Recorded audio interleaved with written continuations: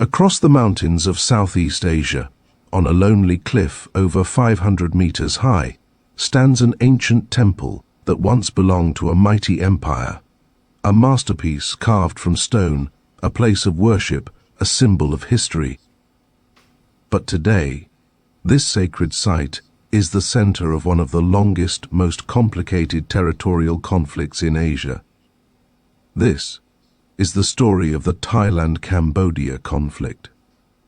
A story shaped by colonial maps, intense nationalism, political opportunism, and a centuries-old cultural rivalry.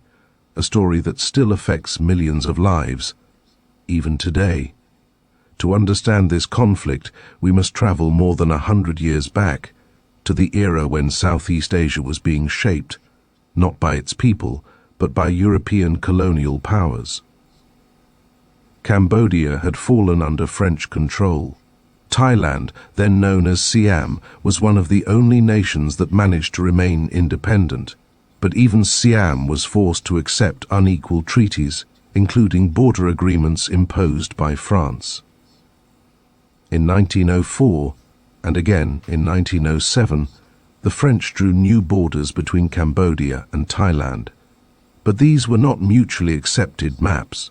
They were colonial lines, made with primitive tools, political intentions, and zero concern for local culture.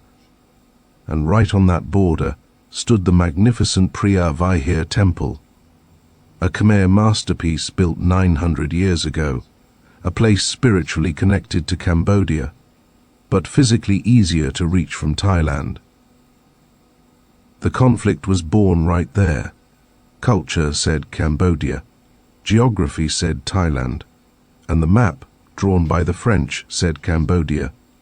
This would become one of Asia's most enduring disputes.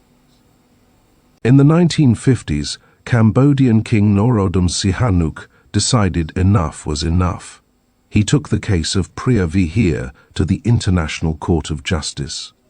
In 1962, the ICJ delivered a historic judgment. Preah Vihear Temple belongs to Cambodia. Thailand must withdraw its troops and return any artifacts it removed. Thailand officially accepted the ruling, but resentment lingered. Many Thais believed the court relied on unfair colonial maps. Generations were raised hearing that the temple was taken from us. Political leaders often reignited the issue during periods of instability. This was the first turning point, but it did not bring peace. For decades, the border stayed peaceful, but not solved. Then in 2008, Cambodia submitted an application to UNESCO asking to recognize Preah Vihear as a World Heritage Site. UNESCO approved. But this decision triggered an explosion of anger in Thailand. Thai officials argued that UNESCO's documentation recognized land around the temple as Cambodian, land that Thailand still claimed.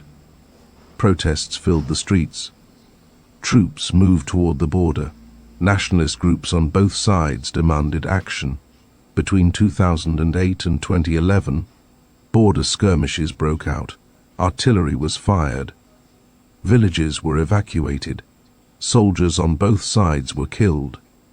And the temple, this ancient jewel, became a battleground. The world watched as two neighbors, two allies within ASEAN, confronted each other like enemies. But why, after more than a century, can't Thailand and Cambodia solve this conflict? The answer lies in 6 deeply rooted issues. 1. Colonial maps are vague. The original French surveys were inaccurate.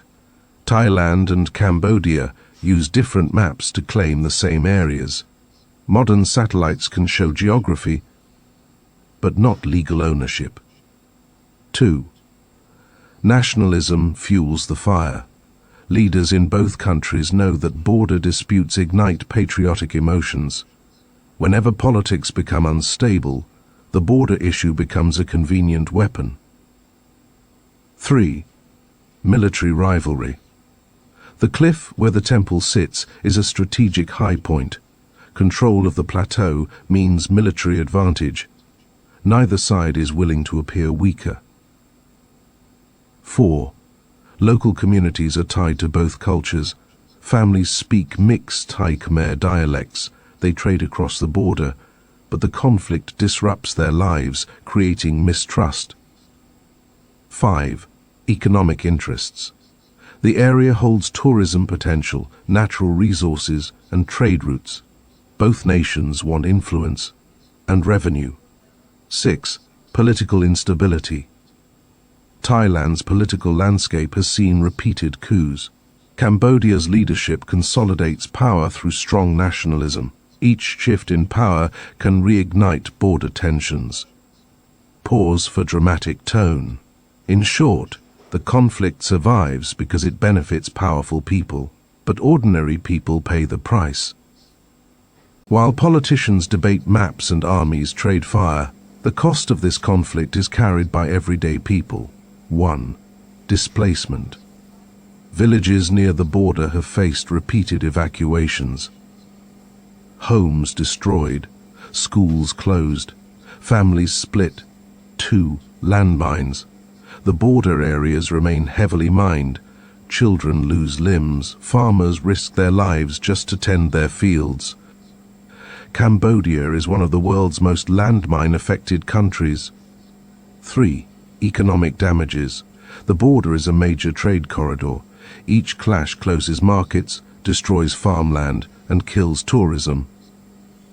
4. Suspicion and hostility. Generations grow up hearing that the other side stole land, lied, cheated. Social media arguments fuel new waves of anger. 5.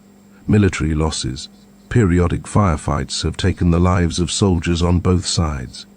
Young men die fighting over a cliff and a temple built 1,000 years ago. Even today, the conflict has not fully disappeared.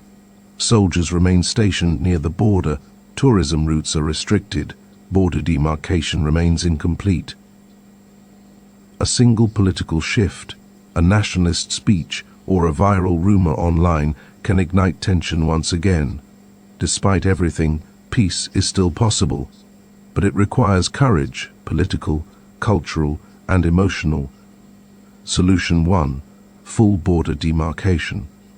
Both sides must agree on a single map, using modern technology and neutral verification. Solution 2.